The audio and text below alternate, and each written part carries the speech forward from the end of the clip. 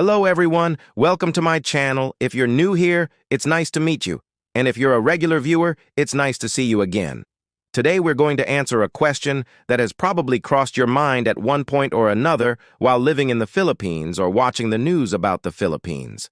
Why are there more than 170 languages spoken in the Philippines? This is a very interesting topic that requires a bit of history to fully understand. So let's take a quick trip back in time to better understand why the Philippines has so many languages today. For those who don't know, the Philippines is an archipelago consisting of more than 7,000 islands and over 170 languages. The country's national language is Filipino, which is based on Tagalog, one of the major languages spoken in the Philippines. Other major languages include Cebuano, Ilocano, Hiligaynon, and many others. So where did all these languages come from, and how are they all related? Well, the answer lies in the country's history. Let's go back to pre-colonial times when the Philippines was inhabited by various indigenous tribes. Each tribe had its own language, and over time, these languages evolved and diversified. When the Spaniards arrived in the Philippines in the 16th century, they brought with them their own language, Spanish. They also imposed a social hierarchy on the locals, which led to the emergence of a Creole language known as Chavacano. Chavacano is a Spanish-based Creole language spoken in the Philippines.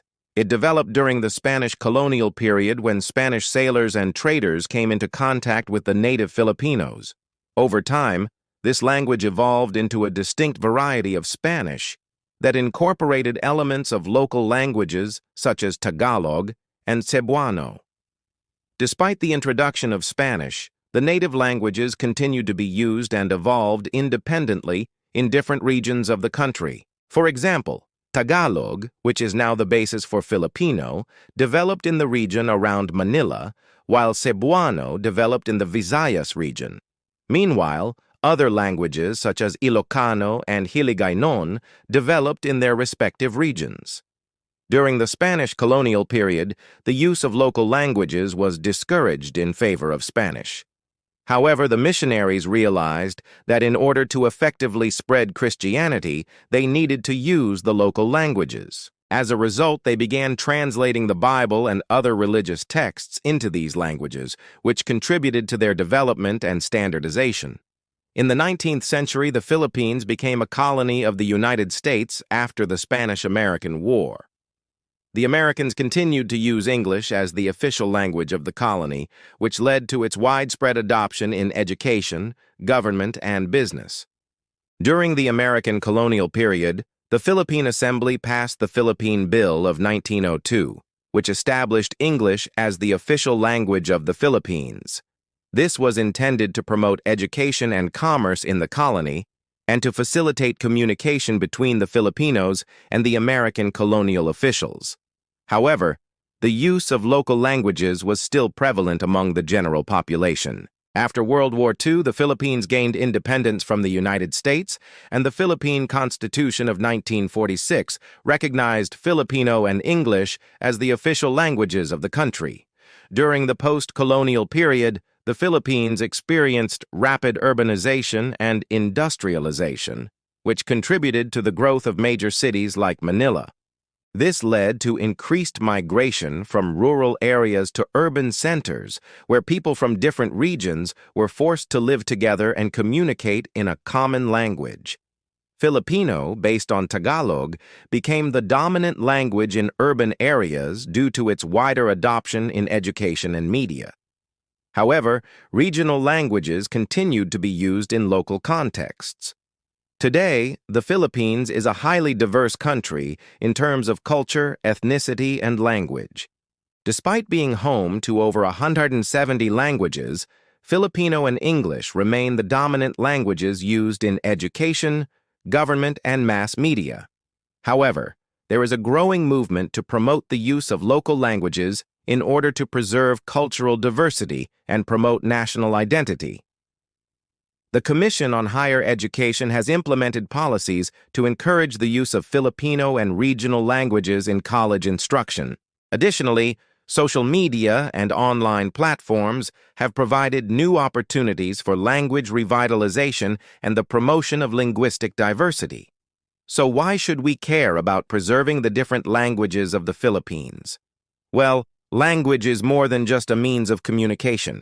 It's a reflection of a culture's history, values, and traditions.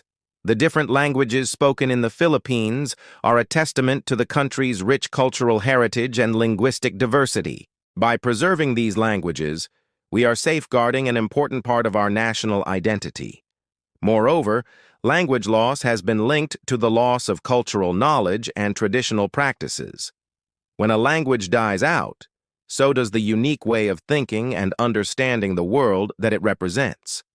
This can lead to a homogenization of cultures and a loss of valuable insights and perspectives. By promoting the use of local languages, we can help ensure that future generations will continue to benefit from the wisdom and knowledge of our ancestors.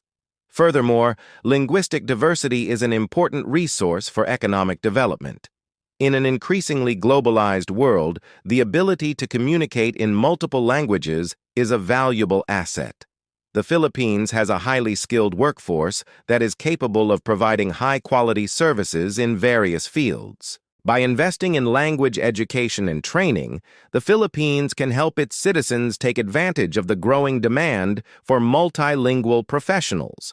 However, it's important to recognize that language preservation and promotion should not come at the expense of national unity. The Philippines is a diverse country with many different cultural groups, and it's important to find a balance between promoting local languages and fostering a sense of national identity. This can be achieved through a combination of language education, cultural exchange programs, and inclusive public policies. In conclusion, the Philippines has more than 170 languages because of its long history of colonization, trade, and cultural exchange. These languages reflect the country's rich cultural heritage and linguistic diversity. It's important to preserve these languages to safeguard cultural knowledge and traditional practices and to promote national identity and unity. Moreover, linguistic diversity is an important resource for economic development, and the Philippines has a highly skilled workforce that can benefit from language education and training. By investing in language education and training, the Philippines can help its citizens take advantage of the growing demand for multilingual professionals. Thank you for watching this video. I hope you found it informative and enjoyable. If you did, please don't forget to hit the like button and subscribe for more videos about the Philippines.